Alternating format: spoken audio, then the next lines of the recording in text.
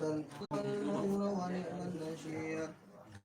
واعلموا أن ما غنمتم من شيء فأن لله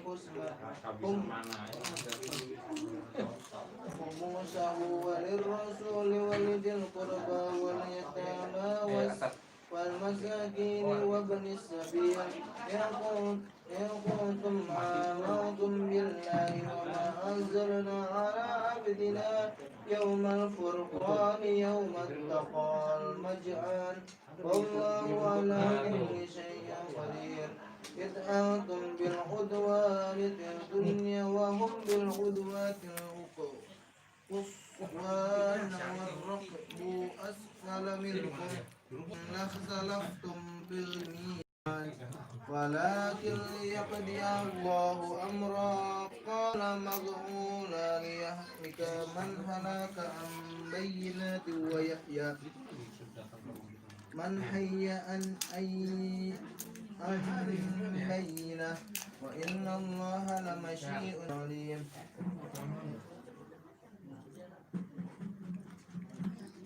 إذ يريكهم الله في منامك قليلا ولو أراكم كثيرا لفشلتم ولتنازعتم بالأمر ولكن الله سلم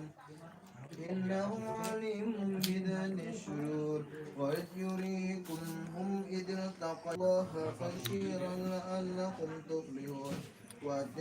Iyalah lagi takziah nih almarhum abang. وتضحكوا ريحكم واضربوا إن الله مع الصابرين ولا تكونوا كالذين خرجوا من ديارهم بطرا ورئاء الناس ويصدون عن سبيل الله والله بما يعملون محيط وإذ زين لهم الشيطان أعمالهم وقال لا غالب لكم اليوم من الناس وإني جار لكم فلما تراءت الفئتان نكص على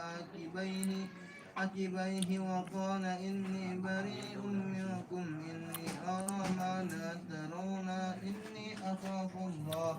والله شديد العقاب إذ يقول المنافقون والذين في قلوبهم مرض غر هؤلاء دينهم ومن يطع فرعون والذين من قبلهم كفروا بآيات الله فأخذهم الله بذنوبهم